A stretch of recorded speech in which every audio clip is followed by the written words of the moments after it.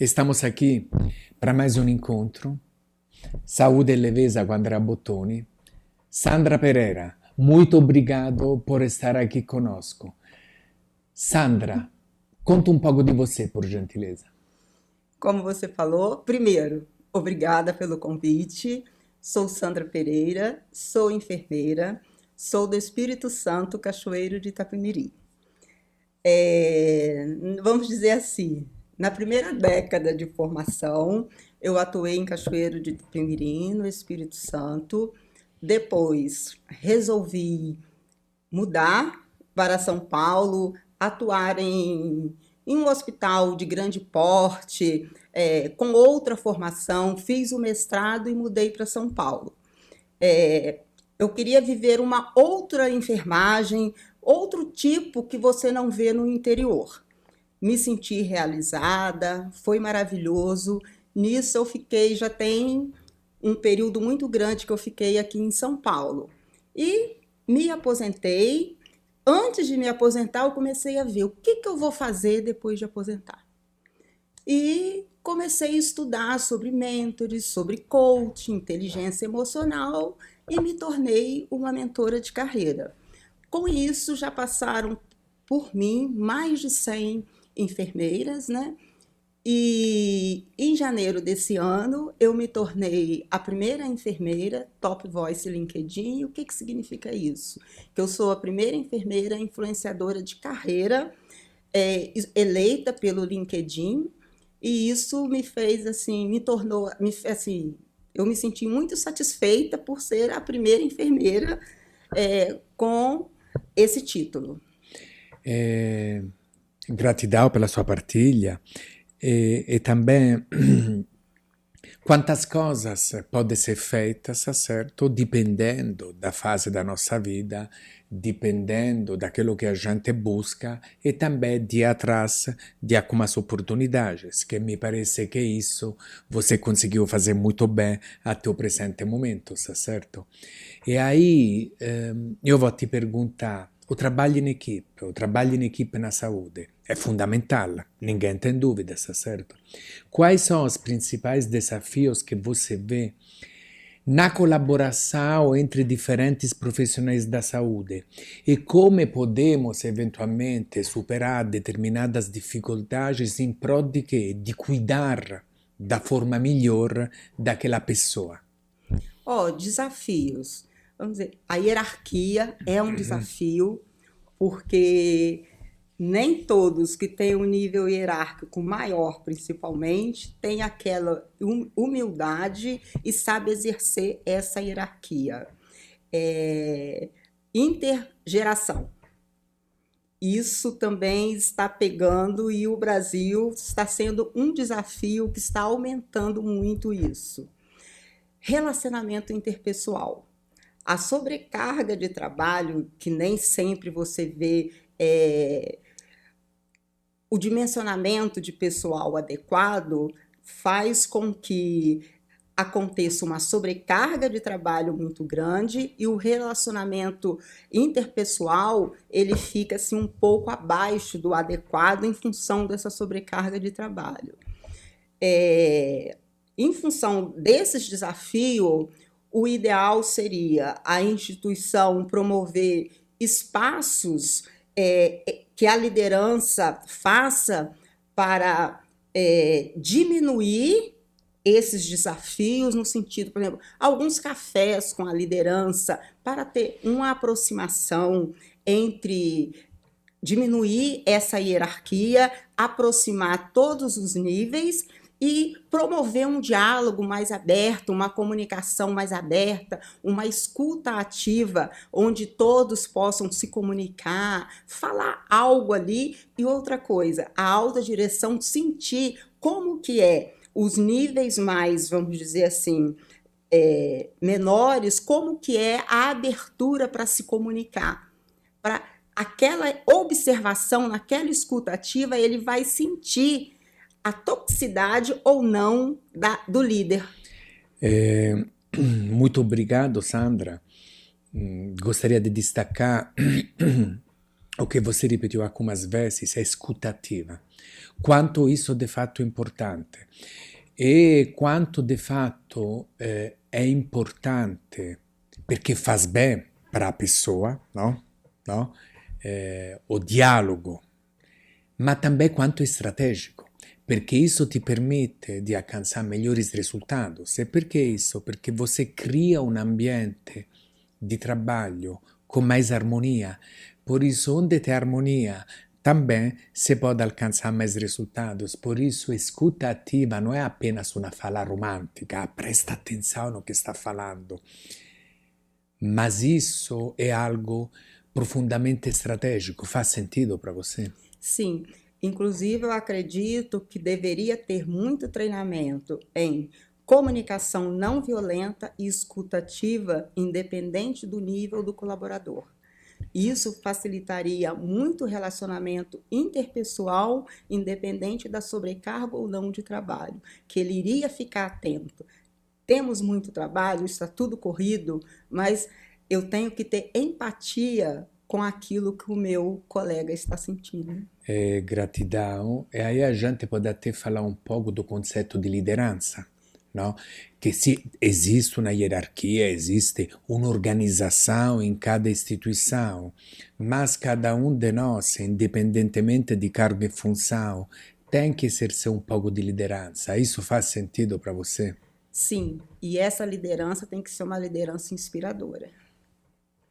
Que hoje não existe aquela liderança ali, tem que fazer porque eu estou mandando. Ninguém suporta mais isso. Você tem que liderar por inspiração. Todo mundo sabe que você é líder, mas você sabe fazer?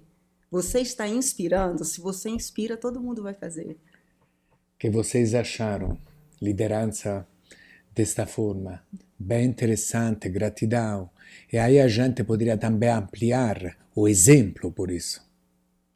Não? Você tem que ser um exemplo. Não pode só dizer faça isso. Isso também é inspirar, tem a ver. Sim, porque se você percebe que o seu líder sabe fazer, porque chega um momento, principalmente no caso de sobrecarga de trabalho, o seu líder vai lá e faz. Outro exemplo, quando o seu líder delega para você fazer, ele tem que saber, você entendeu?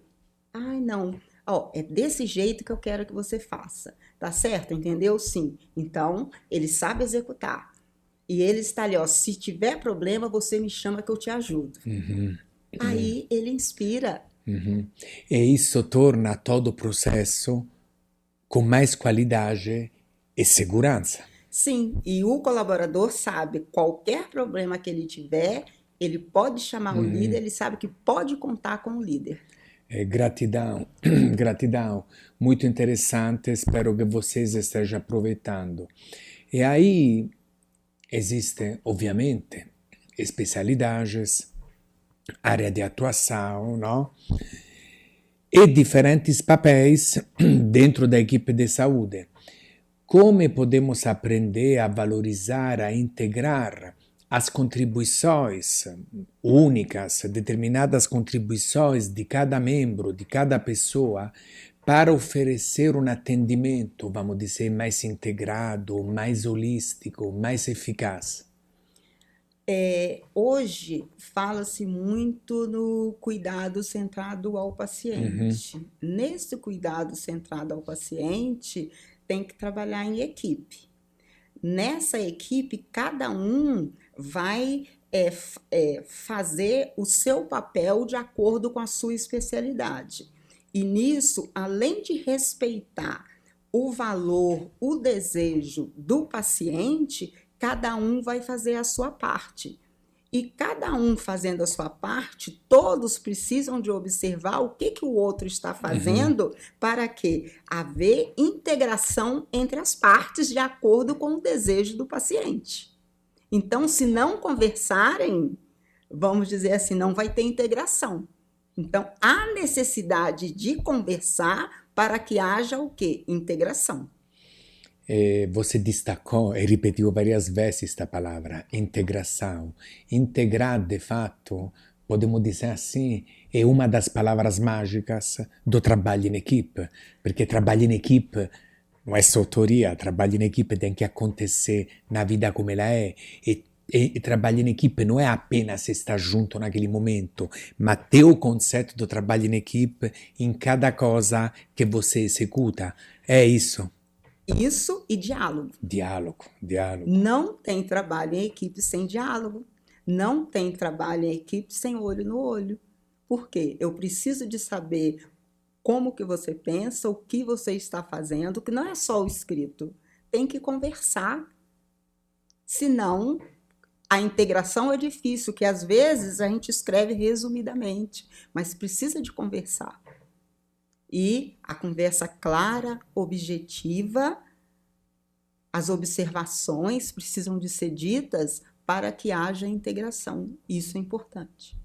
E só acrescentando, Fala, como por é o favor. enfermeiro que fica mais tempo do lado do paciente, ele precisa de conversar com toda a equipe e também fazer esse papel de falar, olha, o médico pensa isso, olha, o físio pensa isso, e tem que ter um momento em que todos conversem juntos também. Gratidão, gratidão. E aí, por exemplo, não, evoluindo um pouco mais, claro que tem situações e situações. Pode ter situações onde tem muita pressão, por exemplo, emergências, situações críticas.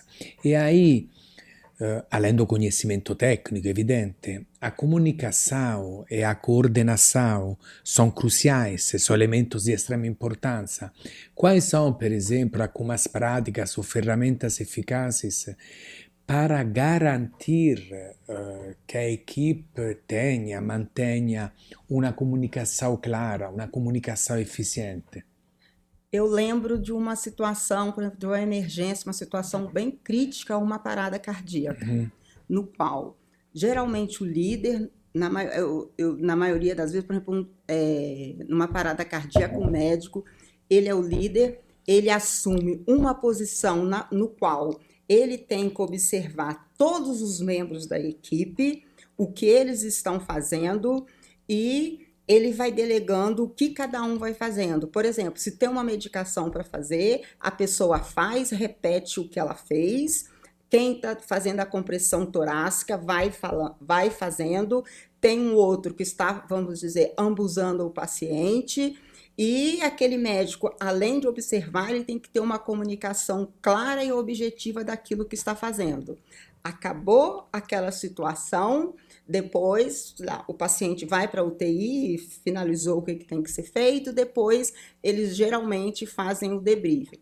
E essa situação é uma situação que tem sempre um treinamento que tem que ser feito, porque é uma situação crítica na qual não deveria haver erro, e esse treinamento com uma simulação é um treinamento que favorece que não aconteça um erro.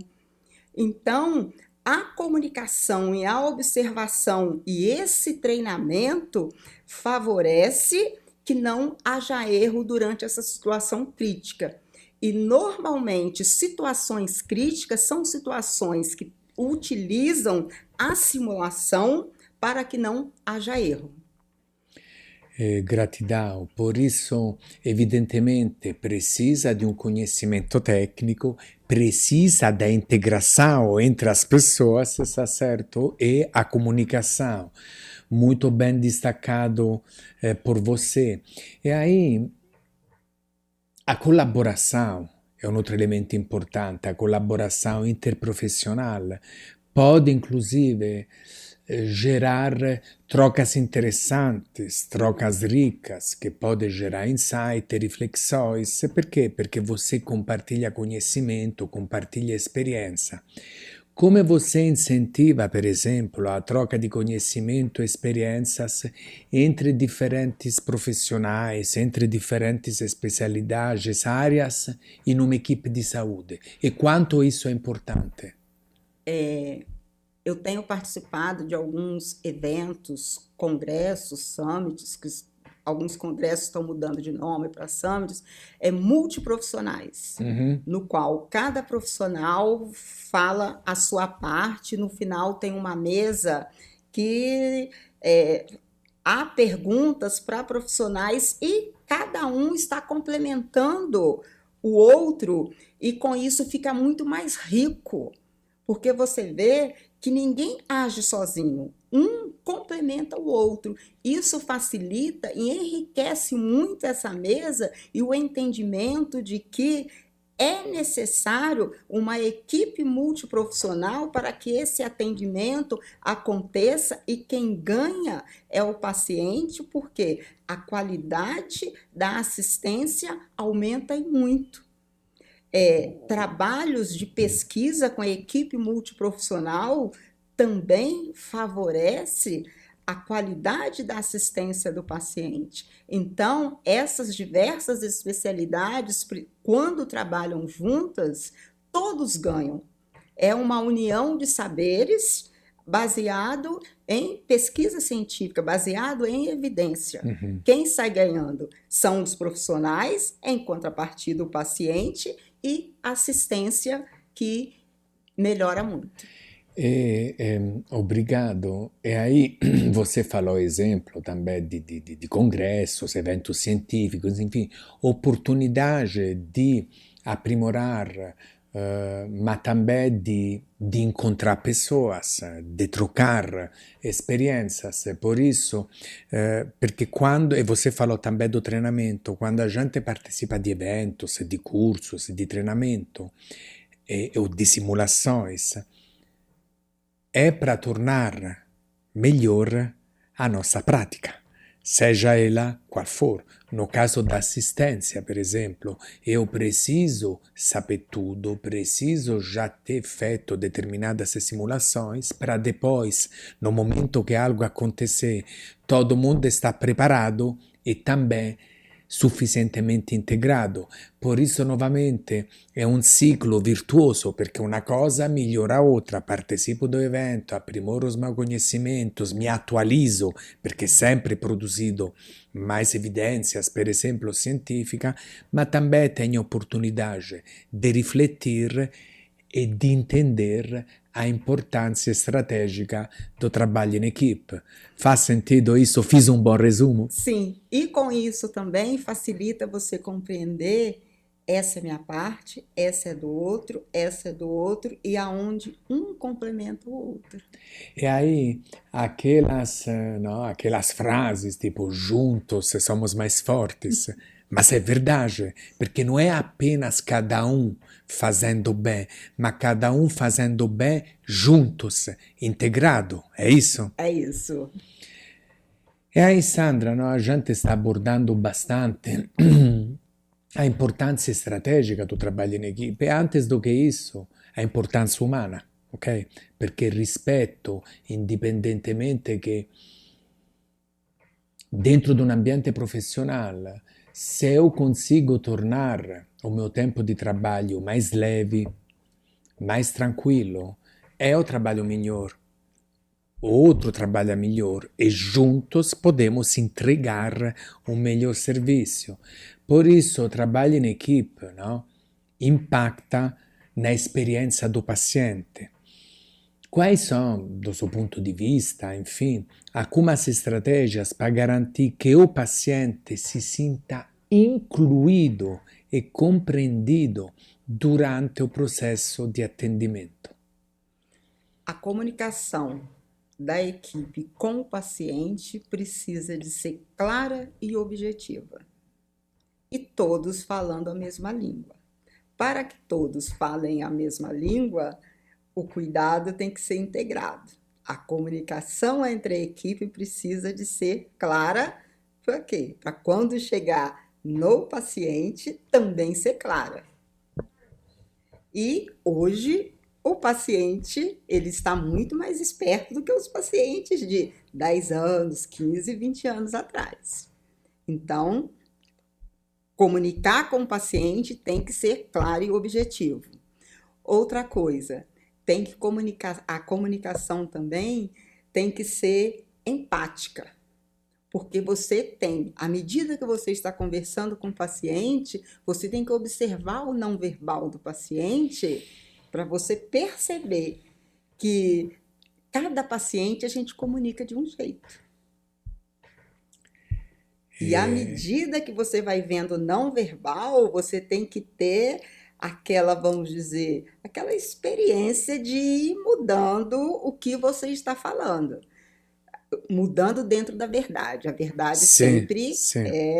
quando eu digo mudando, é a forma de falar, mas a E verdade di perceber outro também, porque você destacou no verbal, per esempio, está é certo?